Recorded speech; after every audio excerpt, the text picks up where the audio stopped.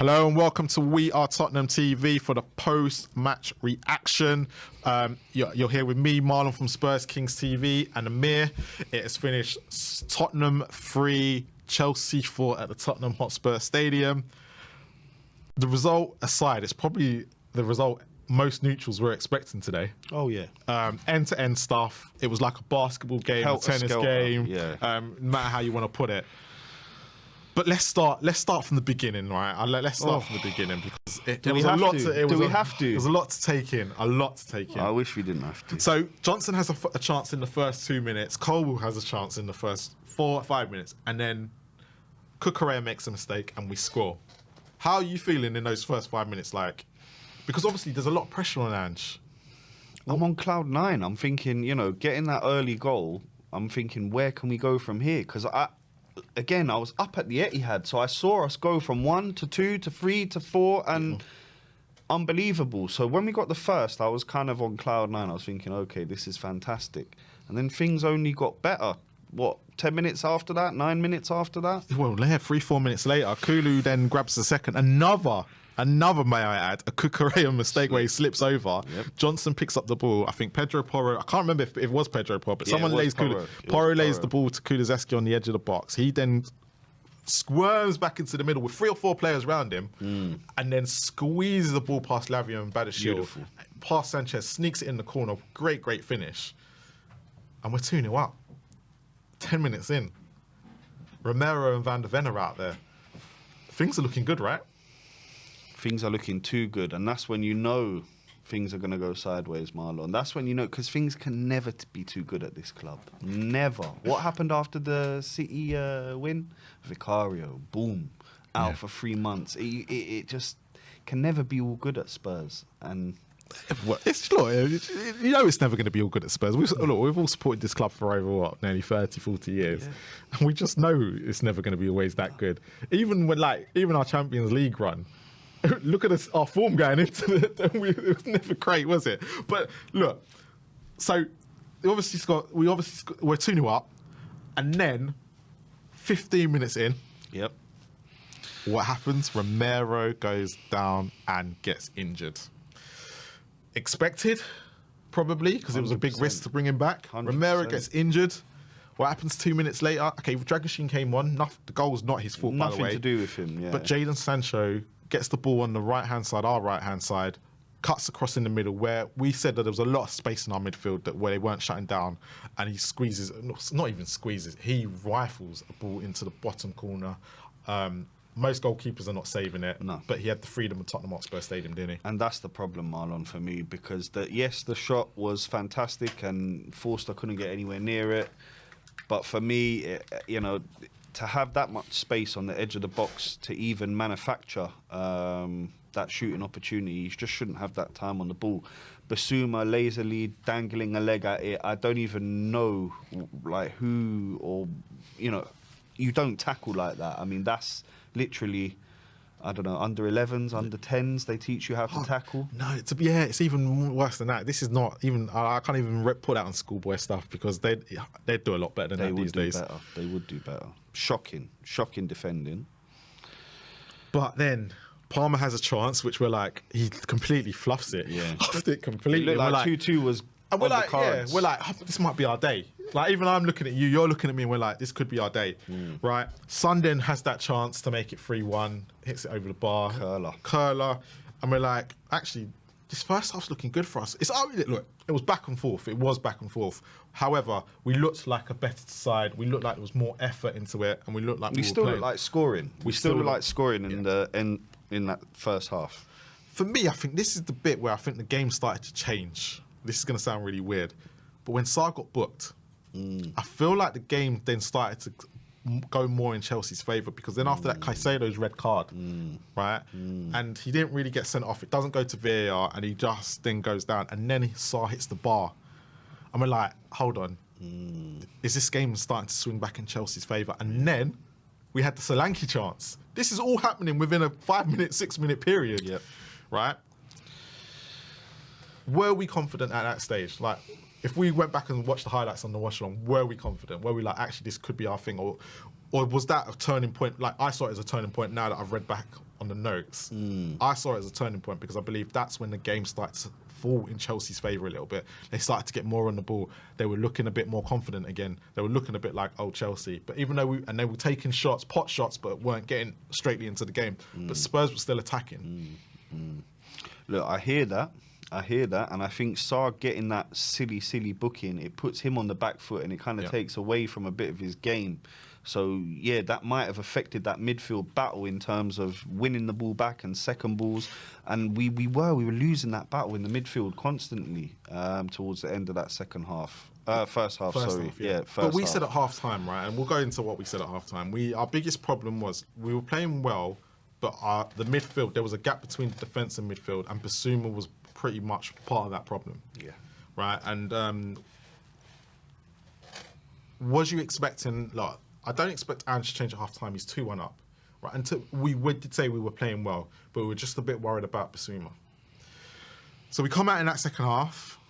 Within the first 2 minutes, Sancho brings out a brilliant save out of Fraser Forster. Chelsea are on top now. They were all over us. All over us for that first 10 minutes. And you said, and I said, he's not going to do it. You were calling for a sub. Yeah. Why were you calling for a sub at that precise moment? What could you see that Ange probably could see, but didn't want to change it? We'd lost complete control of the game. We'd lost control of the ball, possession, and it was just wave after wave of Chelsea attack. And in that situation, for me, as a manager, you have to make a bold decision. Yeah. And it was at that stage where I felt like bringing maybe someone like James Maddison on would have been helpful. And no change was made. And Bissouma, who we criticised for the first goal, went on to make. So let's get on to that. So there was some last ditch defending from Van der Ven, and Enzo has a chance. Gusto has a shot, and then on the 58th minute, Bissouma's in midfield. We're on the attack, and he gives the ball away. I can't remember who it was to, but he ends up giving the ball away on the halfway line. Yeah. And we ended up being 4 against 3, wasn't we? Yep. And then when he's on the halfway line, he gives the ball away. We suddenly get back in position, and we look like we've stopped the attack from happening. Neto's run back into the middle. We've got enough bodies now in the way, and it's gone back onto the onto the left hand side. Sancho then plays a lovely ball into the middle, into Caicedo, right? He saw Caicedo's run. Bissouma, probably still upset about what has gone on literally a minute ago, has dived in. Not even sure why he's dived in, because it's Caicedo. He knows it's Caicedo. Why is he diving in for? Caicedo takes a tumble. Penalty Chelsea. It's a brainless tackle, Marlon. In that situation, he should never be going to ground firstly. The fact that he does, again, he is compensating for that mistake he made. Yeah. Now, that's all well and good. If you want to compensate, do it in the middle of the field, not in your own box. And that's the thing. For me, this is honestly the last straw with Bissouma at the club, for me. We were talking about how much we would want Bentancur to come straight back in the team. I can't wait to see Bentancur back on Thursday. I will be honest with you. The diving thing last season with Bissouma, it really, really annoyed me. This now, for me, is the last straw. I don't want to see him around anymore, and I'm done giving chances and laughing gas and all that and whatever else. I'm done. You're a professional. You get paid whatever, these ridiculous amounts of money. Everyone else goes out there to earn the bob. You get up, you go to work, you do what you got to do. Yeah. For me, this is just the nail in the coffin for his. So it's 2-2, but we've got 2 super chats. So I'm going to read them out before we analyse the rest of the game. So it's Joseph Vukovic. He says, if Cucurella had the right boots, it would have been 4-1. Don't let the score disguise our mid-owners, mid-squad and mid-tactics. So thank you for that. And then DJ Samuel, it's the same old problem to Levy. It's the same old problem until Levy sells the club.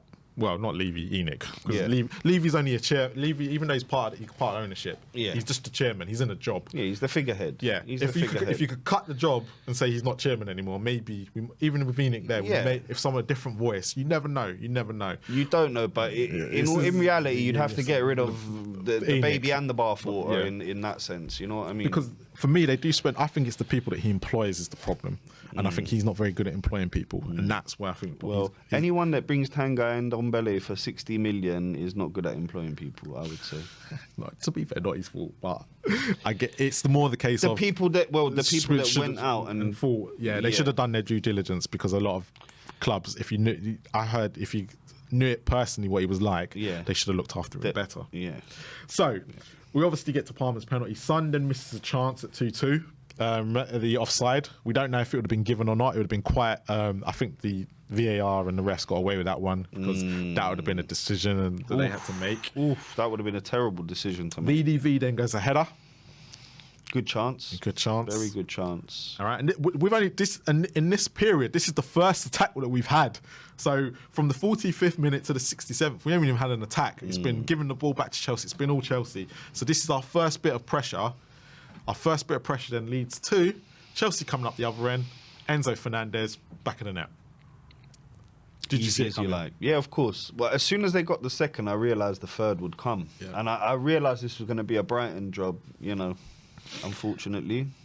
So, again, it's all Chelsea. Everything's Chelsea. Then Sarr, I can't remember who he bundled over. Palmer then steps up 4-2. And it's not looking good. Spurs don't look like they're even going to get back into the game. No. Subs are made. And this is the bit that's going to burn Ange, yeah? This is the bit where people are going to question Ange and go, see what happened when you made subs. The subs are made. He brings on the three. Yep. Bergwall, all that. We start to get on top. We were too busy arguing, so I don't even know how much on top we were. But there's a Son save. There's a save from Son. And then Maddison beats a couple players, plays it on the back of the edge, and Son scores, and it's 4-3. Now, are people going to start questioning Ange and his in-game management when we are getting results like this? Because it doesn't matter what he was given. The fact is, against Brighton and now against Chelsea, when he's gone and made the subs, it stopped the goals from going in, and we've suddenly got back on top. So for me, are subs quite important, and when you make them? They're vitally important. And I haven't even added that Van der Ven got injured. Yeah. In that. Just to rub more salt into my wounds today, Marlon. Look, subs are vitally important. And you're looking at the modern game, they become even more important with the fact that you can have 5. You know what I mean? So it's a huge, huge part of the game. And any fan criticising Ange or critiquing the way he manages games, player management as well, I think you're very, very well within your right to have those opinions. Of course, yeah. And in actual fact, I think there'll be a lot more questions asked of Ange after this one, because he's mismanaged 2 players for me in the game with Van der Ven and the fact Romero. they've both gone off, The fact that they've both gone off injured is just way too early. And I get Davis is out, but you got Dragusin, and you got Archie Gray there. That there were things he could have done instead of risking them. And just being 2-0 ahead and to lose 4-2 in any game just doesn't feel right. But it's a contrast, right? And it's a contrast to where Spurs and Chelsea are. And look, a lot of people a lot of Spurs fans were taking the living mick out of Chelsea when Ted Bowley, and a lot of people in the media, scattergun approach, look at the way they're doing things, this, that, and the other, and it was like, ha, ha, ha, right? Chelsea are now above us, and we're stuck in the title contenders. They're second we're in the stuck league. here. Yeah, we've not moved on, but yet Chelsea have leapfrogged us. Yeah. Now, who's it down to? Is it down to our management? Or is it down to our ownership? And this is the problem you're going to have. And these are the questions. And I think a lot of people have put it in the super chats, mid-table side, mid-table owners, mid-table tactics. I agree. So why are us Spurs fans expecting way too much or are we expecting too much? Should we be exactly where we should be? No. Do you know what I think it relates to, Marlon? I think it relates to where we've gone from to where we are today. So what I mean by that is, we were a small little North London club with 32,000 seater stadium, and we've gone from that to this multi-million, billion pound but the fans Goliath. Always, but the fans have always been there. No matter how big the stadiums are, it's irrelative because we still had millions of fans. Nah, but what I'm talking about is the money coming in now, Marlon. In terms of what we're bringing in, cash-wise, compared to what it was in the 90s and the early 2000s, but it's a whole different ballgame. But that's not down to solely Daniel Levy. That's down to the way the Premier League has moved on. And this is what people don't really get, because if Daniel Levy was in charge of a club outside London, would he get the same results? Right? That's one. And two, the Premier League has grown because of teams like Manchester City, Chelsea, making it into a top 5, top 6, which meant there was more disposable income from the Premier League being sold rights overseas. Look, you just look at everyone here on We Are Tottenham TV, right? Like Real Nate, I'm going to guess he's from the US, right? But due to the fact that the Premier League is able to stream to places like the USA and stuff, just means there was always going to be more income in. It could have been anybody. It's just the way, but because they're good businessmen, and what they tried to do, it's happened to coincide. They put the money in at the right time. And I'll tell you when they put the money in at the right time was when Martin Jol was here. And that's just taking that step. Champions League. Right? Because other teams were a bit in, what do we do? Champions, that edge of Harry Redknapp's years and then crossing that threshold from Europa to Champions. I see what you're saying, but for me, it's like I'm looking at what fans are paying, You're paying a lot of money to go to the games. Dollar now. Yeah, this is what I'm saying. You're paying top dollar. But what you're doing here at Tottenham Hotspur, this is where I go back to the cars.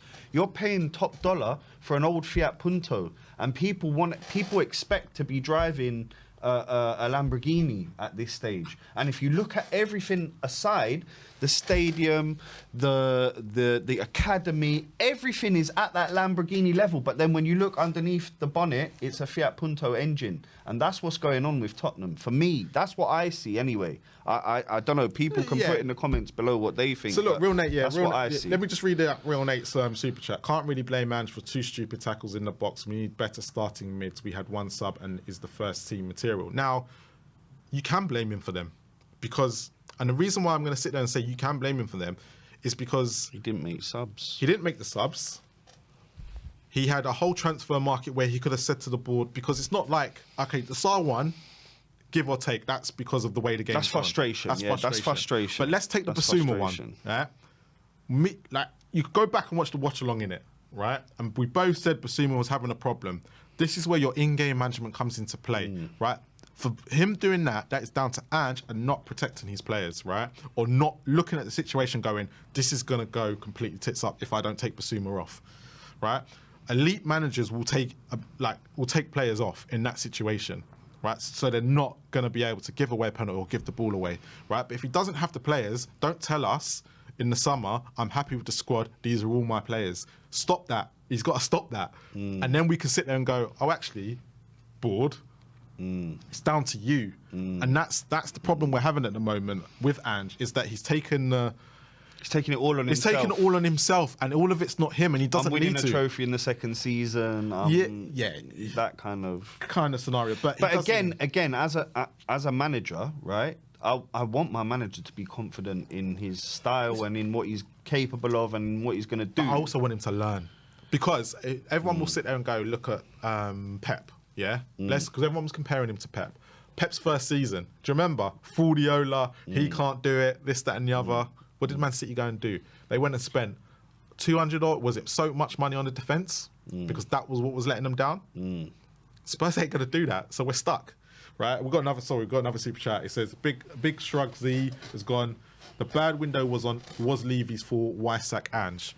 Now, the reason why, if I was to say, look, I'm going to sit there and go, the reason why I'd sack Ange is because you need to bring in a manager that's going to suit the board. Yeah? And the way that the board want to run. So someone who can work with these young players, who ain't going to play football that's going to be completely, not suicidal, but in the sense of, it's going to leave your defence vulnerable, where you're conceding and losing games, right? So for me, it's not about Spurs they need to be competing. This is not me, this is what the board want. They want you to compete for top 4. They don't want top 4, they want top 4, but if you sneak into it and get lucky, that's what they want. So at the present moment, it's about what the board and how that person can work with the board. Because if you went and put Ange at Manchester City, to go and give him the players that he needs to play his football. At Celtic, that's what he had, right? Because they were the best team in the country, and they could go and give him the exact players that he needed to go win that league, right? But as soon as the Champions League came into play, he got smoked. He got smoked because he didn't have the players to play it, right? So for me, it's not about I don't think Spurs can do better. I don't, because we've gone through so many managers. Mate, it's unbelievable. I'm just not even, like when people offer you a ride, do you want to ride on the manager merry-go-round? No, I can't take it. I couldn't take seeing Mason and then going through that whole thing again. So I for can't me, take it. the manager doesn't need to suit the Spurs fans and all this attacking football malarkey. It needs to suit the board.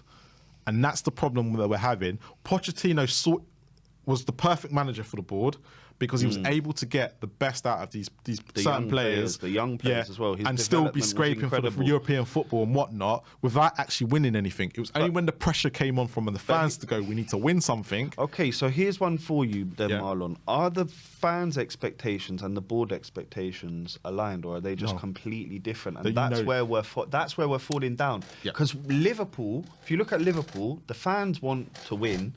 The board kind of want to win. Well, they want to win. Like, they wouldn't have got Slot in and they wouldn't have backed Klopp year after year. But they didn't back Slot in the summer, though, did they? If you look at Liverpool summer Klopp window, left them an amazing team. Klopp left them an amazing team. But see, this is where I'm gonna. So I'm gonna, and this is why I said, look, and I'm just gonna rate big shrugs again. So Levy out there and Park Lane lad. So let's take Jadon Sancho as a prime example today of what happens if you're in the right environment, right? Jadon Sancho at Manchester United, £80 million was horrid and awful. Horrible. The way they treated him as well was horrible. Went back to Dortmund, different environment, brilliant player. Went at Chelsea, right? Now a different environment. It's looking good again. Look how good he looked today. Looking good again, Right? So it's the environment you put these players in, because actually if you look at our squad, they probably are good players, but they're in a horrible environment because his club has been burnt. Right, moving to the new stadium and everything like that is and as you said, there's a mismatch between the fans and the board, and when that happens, it affects the whole club and what's going on right now. I think that and this is not Ange's problem. Ange's there trying to sort it out by himself, and all he's going to do is lose in this situation, right? Because the Spurs fans are in one place, right, and we're split. You can see by the comments here in the chat to now. For sure. Got some people here, some people out, half is Ange out, half. But this is exactly where Levy wants us. Yes. This is exactly where we've been time and time before. So I want everyone to try and realise that, and just, can we just get behind the team? I know it's all doom and gloom. I know, look, we just bloody lost to Chelsea at home after being 2-0 up. I get it, I get it. But just give this man a little bit more time to get these things right. Let him get this window this January. Will he? Give him the chance to at least see. No, but it won't happen. Give him the chance to at least see. The reason why it won't happen, and the reason why I'm going to tell you it won't happen, is because of our board, right? Arteta and Klopp, right? Everyone says at the beginning, and even Manchester before they had Van Dijk. You remember Liverpool shipping goals? But what did they go and do? They went and spent the money. And Van Dijk. They went and spent the money on established. Good. Even Arsenal, when they bought... this is where we are. We as fans have to hold them accountable. But they're not going to do that. So then we are screwed. We're stuck. We're screwed. With the commentator that said mid-table, mid, then we're exactly there and we'll stay there. So this is why... we haven't moved forward. This is why I'm not all on that. Look at the January and next summer, because it's not going to change. You saw this summer was a time. You saw what Ange bought. You saw what he needed, and you decided to give him an 18-year-old, right? A player that we signed in January. Timo Werner back for the second time, and I said this, Timo Werner coming back for the second time should have all said where this season was going. You're right. So you're right. I don't disagree with you. Arik Denham has come in with another super chat, and he's gone, saying Ange out and Levy out is a contradiction. This is Levy's fault, and another manager will get sacked as he's the fall guy. And no abomination, I think he's put there. But this is what I'm saying. This is why I can't be Ange out, because I'm trusting the man I want gone to go pick another manager. It doesn't make sense to me, right? And a lot of them Ange out people will say, but what's the point of keeping him if he's not the right man? And I kind of agree with them. I don't know I am literally flip-flopping I'm sitting on the fence, because I have no reason to keep Ange in. I've got no excuse. The reason why I'm keeping him in is because I know the next man is probably going to be just as bad as Ange with the tactics and in-game management. So I'll be sitting there saying exactly the same thing. But at the same time, do I think Ange is going to progress us forward? No, because I know that the board are going to hold us back like they have done. Can we conclude sack the board? We can, but there's no way we're going to be able to do it. That's part of the problem. It's part of the problem. Part of the problem. Yeah, and I think it's until the Spurs fans are on the same page. The fans need to come together and be on the same page. Yeah, I agree. Right, and I until agree. we're all on the same page, we're going to get these results. We are going to be up and down like a yo-yo, right? But I said to you earlier, we don't beat informed teams this season. So I knew today was going to come. There was no way, right? So Southampton next week, I'm expecting, because of the way we have been this season with Spurs, I'm expecting us to win next week. And I'm saying it now, right? I'm saying it because I know they're not on form. But when we go against Liverpool the week after, it depends what form Liverpool are in, because they haven't played this weekend. They've got a couple Champions League games. But if they start losing, I would not be surprised. If we beat Liverpool. I would be surprised if we picked up a result. This is where we're at. So yeah, Franklin Portillo's also put, how have we had 11 managers and won one trophy with this ownership? Please, people, open your eyes. We must support Ange. His mentality. I agree. And I always said Ange was always going to be the man that would throw more shade at this board, because you went and got your attacking manager and you left him hanging out to dry. But we'll conclude it there. We'll let the fans have their say. So please come over to the fan show afterwards. Yeah, It'll be in the community section. But Amir, it's been fun. I tell you, But Marlon. do you know what? Thank you to everyone in the comments today. You've Come been on, brilliant. you've all been brilliant. And look, at the end of the day, guys, whether you're Ange in, whether you're Ange out, whether you're Levy in, Levy out, sack the board, you know, we all want the best for this club. And I think one of the things that you touched on there, Marlon, we need to be harmonious as a fan base. If we want to win, if you see, you know, other clubs that have won things, your Leicesters even over the years, Portsmouth have won more FA Cups than us. You know, like these are teams that get behind they're together as a fan base. Yeah, as a fan base, and We're we split. need that. We are split. You know, I've been at away ends where there's been fights between away. We don't need any of that. We need some unity. We need some harmony. And look, games are coming thick and fast. Yeah. So look, Ben and Sim will be back next week. Look, it's been a pleasure. Look, I'm not as mad as everyone else because it's Chelsea. Look, Spurs don't beat Chelsea. All I wanted to see today was some effort, and I got that in the first half. I really did. I can't complain. For me, if they didn't have no effort in that first half, they weren't playing for this manager. So at least I can see they're still playing for this manager. It's finished 4-3, which we all expected. Look, we can protest, we can do this, we can do that, but until it's at Levy's door. Like literally, and I don't mean that literally. I just mean until we, as a fan base, we get together and literally give hold him Levy accountable. Hold him accountable. Right? Yeah. Boo. We need to boo him and get on Ange's side because he can see that we're behind the manager. We're not behind you. Exactly. That's what needs to Even happen. if you don't want to be, I'm just I am there. But please look. I'm over at Spurs Kings TV. So the 1,600 of you in the chat, please help me out and come over and subscribe to Spurs Kings TV. If you're not already a subscriber to We Are Tottenham TV, Ben and Sim with the daily content, smash that button. Smash the like, smash guys. that button. You'll probably see their match reaction as well later on tonight. But as always, even in the hard times, come on, you Spurs.